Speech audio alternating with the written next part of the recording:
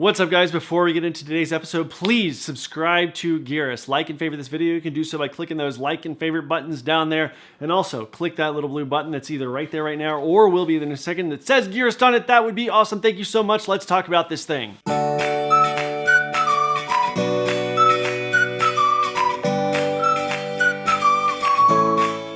What's up, guys? Brandon here from Gearist, and today we're going to be taking a look at the Ultra Carrier Shirt from What an Adventure. Now, there are probably those of you who are saying, what now? What's the, what is this shirt? Well, I'll tell you, I've never heard of What an Adventure until our awesome and intrepid contributing editors in Switzerland, Tanya and Ben, mentioned What an Adventure as a brand to me. And Ben was actually really excited to get his hands on this because this is a shirt that kind of takes the concept where cycling shirts have been in the past and carrying a lot of that stuff with you, but tries to bring that effectively into the running world. So Ben was super excited to get his hands on this thing and review it for us. So let's see what he found out. Ben starts out by mentioning that, a shirt that functions as a bag, as many of us who are used to just carrying hydration packs, sounds kind of crazy. But that's exactly what Paris-based What an Adventure was aiming for when they introduced the Ultra Carrier Shirt. Now, this shirt does come in both long and short sleeves and is actually complementary to a hydration pack that Ben also reviewed, which you will be able to find here on Gearist pretty soon. The shirt is named for the many pockets that it holds and gives you the ability to take a lot of those things with you, which you might otherwise have to use a pack for. The body of the shirt is made from spandex and polyester, which gives it the ability to be flexible but still breathable, all while absorbing sweat and wicking that sweat away. The fabric is actually heavier across the chest and across the back, and it's thin right down the sides of the shirt, which is also the place where it's going to offer the most stretch. Now, the thinnest area is right in the armpits, where you're going to probably need much of the most ventilation. The majority of the shirt has a diagonal stretch pattern, which actually almost mimics a honeycomb. Now, right down at the front hem, just above the waist, we can see two pockets that actually use that same material. On the lower back and sides, we see additional pockets, which use an even more open mesh in these areas to hold whatever you might want to shove in there. Finally, down around the hem on the back of the shirt, there is a rubber or silicone bead that runs along there to keep the tail of the shirt from pulling up. This is useful when just running with it by yourself or when running with it using a pack, because those things can tend to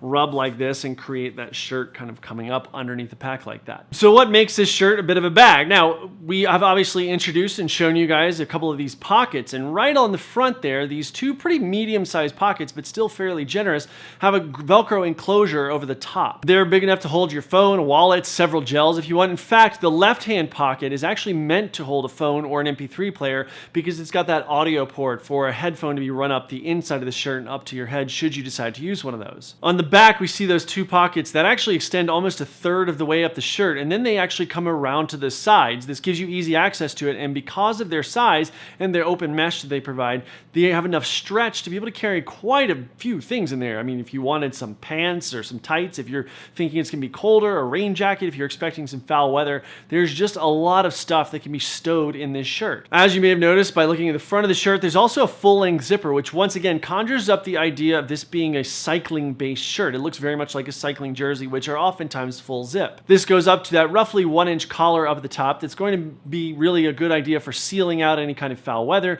but it's also going to keep you nice and cool in that area when you're trying to kind of have that sweat wick away from your neck where it tends to settle. The shirt also offers broad spectrum UV protection and has reflective accents, which is going to make it more functional as a nighttime piece as well. Ben mostly wore the Ultra Carrier shirt on warmer days and found that it really did a nice job, especially as someone like him and like me who tends to sweat quickly and prodigiously.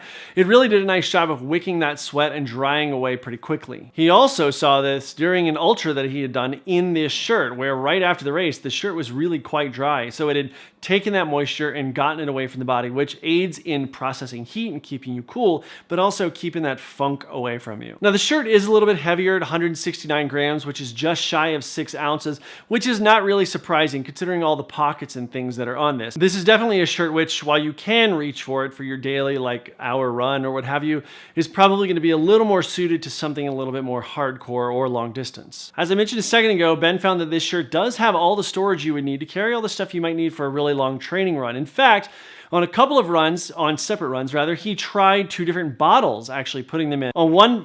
For one bottle, he was using more rigid, like a bicycle bottle, if you will. And he found that that actually found its way out of the shirt. It would kind of just udge its way out and just go, and it's on the ground.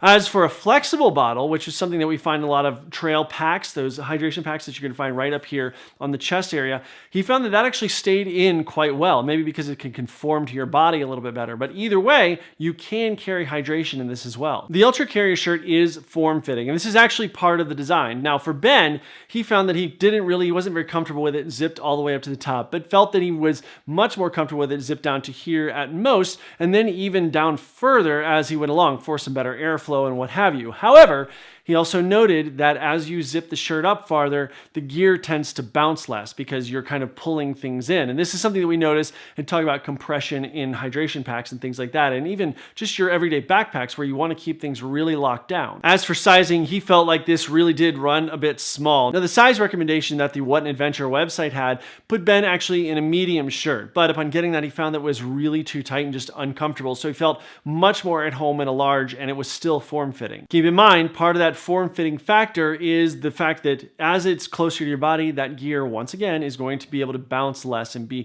held more snugly to your body. The Ultra Carrier Shirt is machine washable, but they do suggest that you keep it below about 85 degrees, so not on a hot temperature.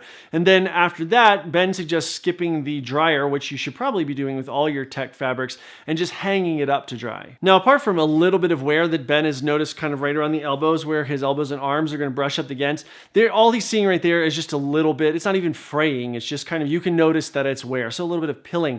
The shirt is held up really well despite ultra marathons and tons of training days for said ultra marathons. The Ultra Carrier Shirt is like having that hydration pack you want on you when you don't really need a hydration pack, but you still need all the gear that might go in it. It sells currently for about €85, which is about $95. So definitely check the description down below. When we first published this review on Gearist.com, we had trouble finding it anywhere in the US to buy. However, check the description down below because I do think that we found some buy links where you guys can go and take a look at it. At first glance, that might be quite a bit for a shirt, but again, consider how much you're getting for that. And again, consider the fact that in the cycling world, $95 for high quality jersey really isn't that much. This is right on par with that.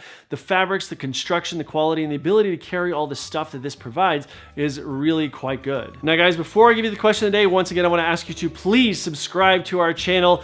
Follow us on Facebook, Instagram, Twitter, what have you. Go to Gearist.com, all that stuff. If you'd like to reach out to us and ask us a question for Ask Gearist, you can do so by either leaving it down in the comments or sending an email to info@Gearist.com. And as always, if you're ever here in Colorado or you think you're near one of our other Gearist contributors, let me know and we'd be happy to go for a run, hike, bike, whatever you want.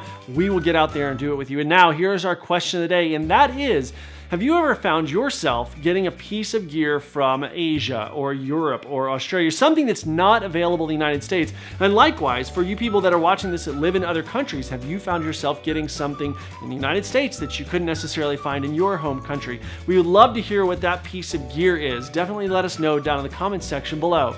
As always, guys, thank you so much for spending a few minutes with us today. Get out there, get adventuring, and we will see you next time.